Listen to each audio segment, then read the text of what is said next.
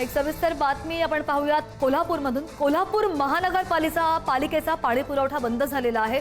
170 कोटींची थकबाकी न दिल्यामुळे पाणी पुरवठा बंद झाल्याची माहिती आहे। नोटिसा देऊन सुद्धा थकबाकी न भरले गेल्यामुळे पाटबंधारे विभागाने ही कारवाई केली आहे। इतिहासामध्ये पहिल्यांदाच कोल्हापूर महापालिकेचा पाणी पुरवठा बंद केला गेलाय।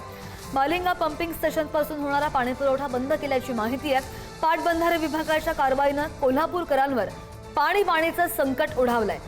नागदेववाडी पंपिंग स्टेशन सुद्धा सील होणार आहे। आणि या संदर्भात आणखी जाणून घेणार आमचे प्रतिनिधी शेखर पाटील आपल्या सोबत आहेत। शेखर, बरेचसे मुद्दे आहेत जाणून घेण्यासारखे। पहिलं तर हा पाणी पुरवठा कधीपासून बंद केला गेलेला आहे आणि मग नोटिसा देऊन सुद्धा दखल का नाही घेतली गेली?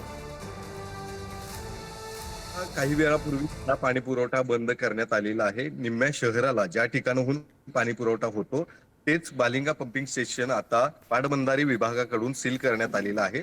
महानगरपालिकेला वारंवार या संदर्भातल्या नोटिसा दिलेल्या आहेत, मात्र जवळपास 170 कोटींहून अधिकची थकबाकी आहे आणि ती भरण्यासाठी अनेक वेळा नोटीस देखील देण्यात आलेली आहे, मात्र त्यानंतर सुद्धा थकबाकी भरली गेलेली नाही आणि म्हणूनच हे कठोर पाऊल जे आहे ते आता पाटबंधारे विभागाने त्या ठिकाणी उचललेलं आहे। बालिंगा पंपिंग स्टेशन आहे, त्याच्या बाजूलाच नागदेववाडी पंपिंग स्टेशन सुद्धा आहे। त्या ठिकाणाहून सुद्धा जे पाणी उपसा होतं ते देखील आता बंद करण्यात येणार आहे।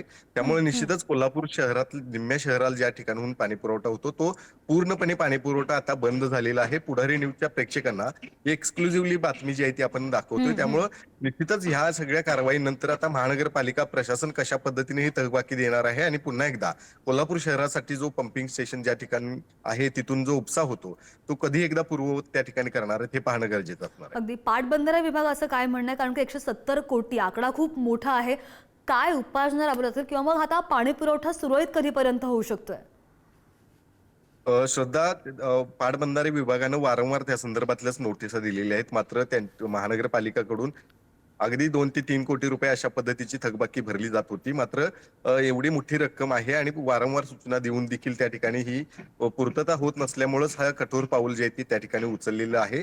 त्यामुळे निश्चित ही सगळी कारवाई आता करण्यात आलेली तर आहे, मात्र महानगरपालिका प्रशासन कशा पद्धतीनं ही थकबाकी भरणार आहे, किती रुपयांची थकबाकी जी आहे ती आता महानगरपालिका भरणार आणि त्यानंतर पुन्हा एकदा हा पाणी पुरवठा सुरळीत होणार आहे हे पाहणं गरजेचं आहे। मात्र सध्या तरी या ठिकाणाहून पंपिंग स्टेशनवरून जे पाणी उपसा होतं ते पंपिंग स्टेशन पूर्णपणे सील करण्यात आलेलं आहे। महानगरपालिकेचे अधिकारी देखील त्या ठिकाणी उपस्थित नव्हते, नोटीस देऊन देखील उपस्थित नव्हते।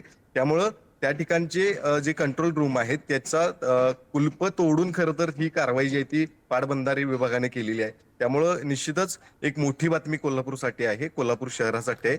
आणि कोल्हापूरकरांना आता या पाणीचा सामना कधीपर्यंत करावा लागतो याचे अपडेट घेत राहू। धन्यवाद शेखर, दिलेल्या सगळ्या सविस्तर माहितीसाठी।